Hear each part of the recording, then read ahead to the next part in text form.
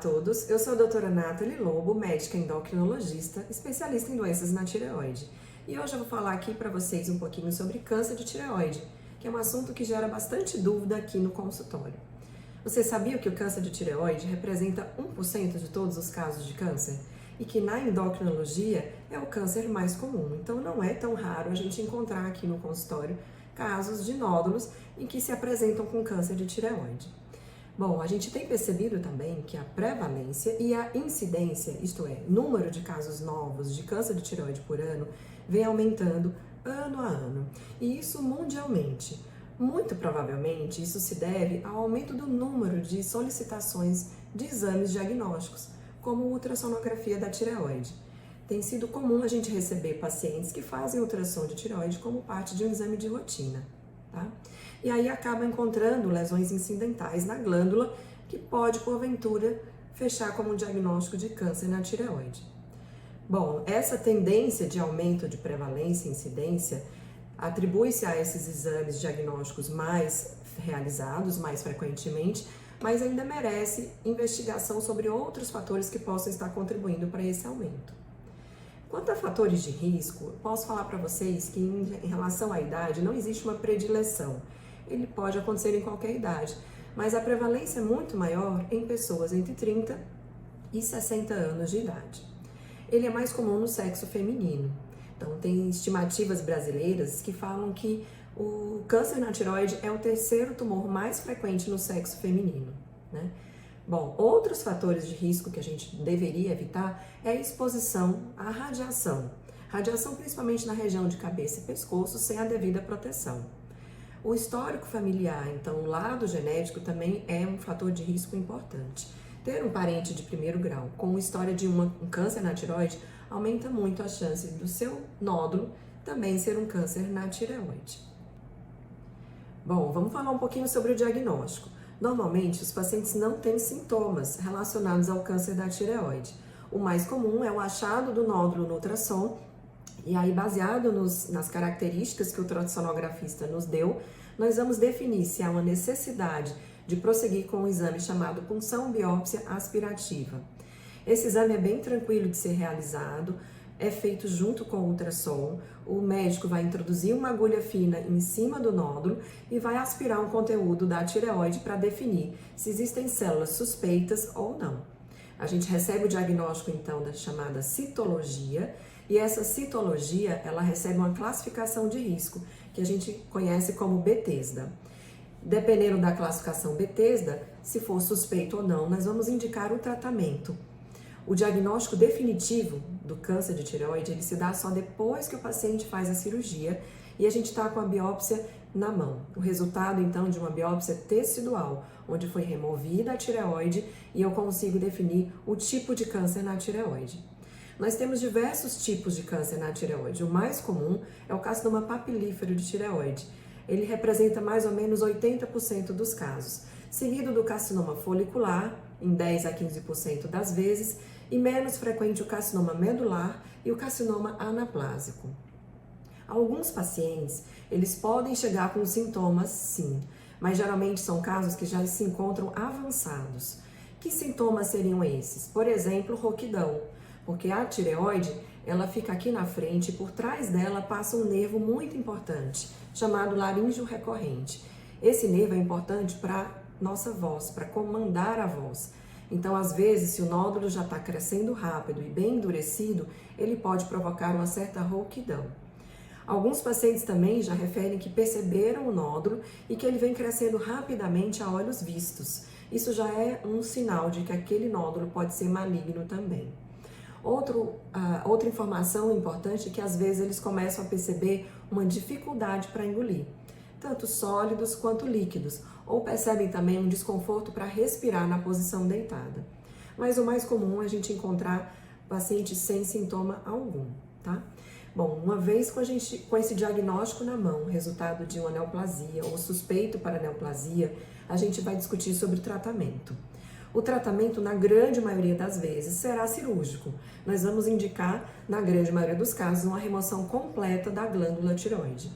Hoje em dia, a gente tem alguns estudos mostrando que também é possível fazer uma remoção parcial, retirar apenas metade da glândula, sendo suficiente para considerar o tratamento do câncer na tireoide.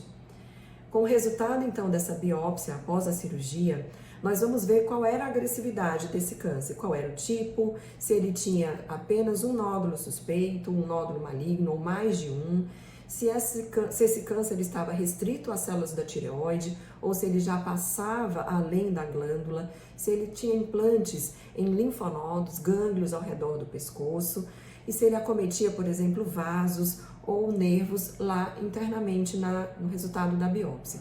Com esse resultado em mãos, a gente vai prosseguir o tratamento. A grande maioria dos pacientes, ele é de baixo risco de recorrência. Então, acabou a cirurgia, acabou o tratamento, pelo menos invasivo. Alguns pacientes vão precisar de uma complementação, que a gente chama de iodoterapia. A iodoterapia radioativa, que também é extremamente tranquila de ser realizada. É um líquidozinho que o paciente vai tomar por boca e ele vai receber essa radiação. Alguns cuidados a gente costuma orientar sobre contato com outras pessoas, para evitar que essa radiação passe para outras pessoas, mas normalmente é um procedimento bem tranquilo de ser realizado, tá? Bom, faz parte também do tratamento a tomada do hormônio da tireoide, já que você fez a cirurgia, removeu o tecido tiroidiano completo ou parcialmente, a reposição do hormônio ela se faz necessária. E aqui é extremamente importante eu falar para vocês que é diferente o tratamento de um hipotiroidismo de quem tem um câncer na tireoide ou teve um câncer na tireoide, de quem tem um hipotiroidismo mais simples, comum, autoimune. Porque a tomada do hormônio tem metas mais rigorosas. A gente vai ter uma meta de TSH, que é o hormônio que faz o controle da dosagem hormonal, muito mais rigoroso, muito mais estreito. E inclusive vai depender de qual é o risco de recorrência desse câncer. A gente estratifica em câncer de baixo risco, risco intermediário ou alto risco. E em cada uma dessas classificações nós teremos uma meta de TSH a cumprir por um período estabelecido. Esse acompanhamento é feito com o endocrinologista, esse rigor sobre a dosagem hormonal também. E além desse rigor na dosagem hormonal, nós temos também alguns marcadores bioquímicos que a gente utiliza para estimar a chance de recidiva desse tumor, que é a chamada tireoglobulina. É um marcador muito sensível no exame de sangue e que de tempos em tempos nós vamos solicitar, tá? O ultrassom do pescoço também é um outro exame extremamente importante, que dependendo do caso, a gente vai solicitar no primeiro 6 meses, depois uma vez por ano, e a partir daí definir qual é a periodicidade de investigação nesse exame. Após um ano do iodo ou do tratamento, a gente vai fazer um reestadiamento da situação do paciente e a gente vai classificá-lo como resposta excelente, resposta indeterminada, ou uma bioquímica incompleta ou uma doença estrutural. Então, em cada fase dessas respostas existe uma meta a se cumprir e exames adicionais que podem ser solicitados. Portanto, o segmento tem que ser bem rigoroso com acompanhamento com o endocrinologista. Bom, e antes de finalizar esse vídeo, nesse tema da endocrinologia que eu adoro, eu gostaria de tranquilizá-los. Tranquilizar você que acabou de descobrir um câncer na tireoide, tranquilizar você que já está em tratamento, ou você que descobriu um nódulo e está com medo dele ser maligno. Tranquilizá-los no sentido de passar a informação de que o câncer de tireoide é um câncer indolente. O que seria isso? É um câncer que tem uma baixa capacidade de agressividade. Então a gente fala que quem tem um câncer de tireoide, normalmente a sua taxa de mortalidade é semelhante à população geral. E sendo feito o diagnóstico, o tratamento e o acompanhamento da forma mais adequada, provavelmente a sua qualidade de vida não deve mudar muito. É nesse sentido, então, que as pesquisas e os estudos têm nos trazido muitas informações. E hoje a gente é capaz de fazer uma vigilância ativa. O que é isso? Vigilância ativa é quando a gente descobre que tem um câncer na tireoide através do exame de punção e, a depender da característica desse nódulo, do seu tamanho, da sua localização e também características relacionadas ao paciente, a gente pode selecionar esse caso para ser vigiado. Então, a cada 6 meses a gente faz exames de ultrassom, olha se o nódulo cresceu, olha como é que estão as características e pode continuar vigiando. Se esse nódulo cresceu, aparecerem outros nódulos suspeitos, aí a gente faz uma intervenção e sim um tratamento, tá? tá? Nesse sentido também de várias pesquisas, a gente tem buscado identificar alguns fatores genéticos moleculares no tumor que possam predizer qual é o caso que vai evoluir de forma mais agressiva.